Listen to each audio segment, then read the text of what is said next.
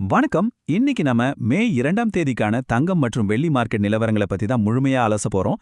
நேத்து மார்க்கெட்ல என்ன ஆச்சு, இன்னைக்கு என்ன ஆக போகுதுன்னு எல்லாத்தையும் டேட்டா வச்சு ரொம்ப சிம்பிளா பார்க்கலாம். வாங்க ஆரம்பிக்கலாம்.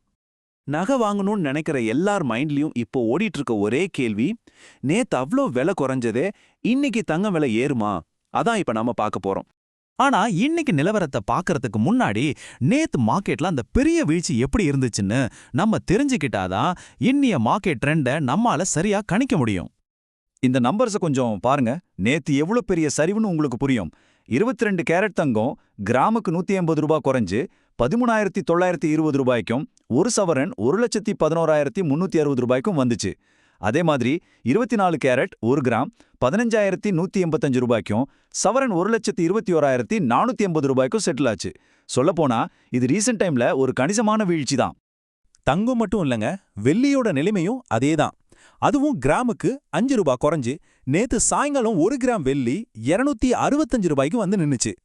சரி, நேத்து என்னவோ முடிஞ்சு போச்சு. ஆனா இன்னைக்கு காலையில மார்க்கெட் ஓபன் ஆகுறப்போ கிடைச்ச சில அறிகுறிகள் அப்படியே ஒரு பெரிய ட்விஸ்ட் கொடுக்கற மாதிரி இருக்கு. மார்க்கெட் சென்டிமெண்ட் அப்படியே பாசிட்டிவா மாறுது. காலையில 8:15 மணிக்கு நமக்கு வந்த டேட்டா படி 2 முக்கியமான விஷயங்கள் நடந்திருக்கு.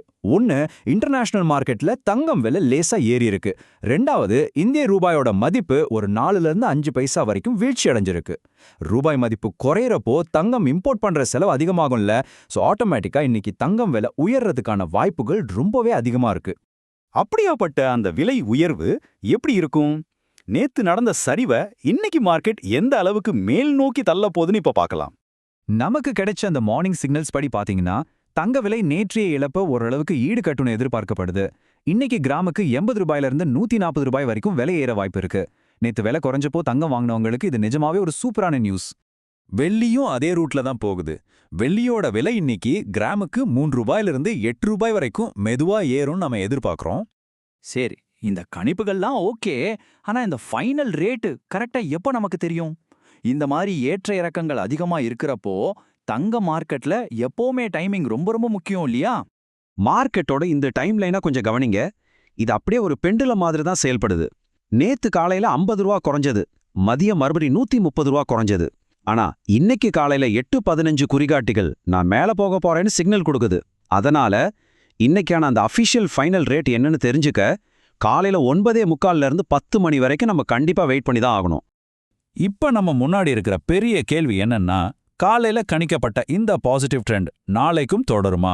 இல்ல மதியத்துக்கு மேல மார்க்கெட் நிலவரம் மாறி மறுபடியும் விலை குறையுமா? இந்த பெண்டுலம் எந்த பக்கம் சாய போகுதுன்னு பொறுத்திருந்து தான் பார்க்கணும். இந்த மார்க்கெட் அப்டேட்ஸ் உங்களுக்கு ரொம்ப யூஸ்ஃபுல்லா இருந்திருக்குன்னு நம்புறேன். இதை பத்தி நீங்க என்ன நினைக்கிறீங்க? உங்களோட கணிப்பு யோசிச்சு வைங்க. அடுத்த அப்டேட்ல சந்திக்கலாம்.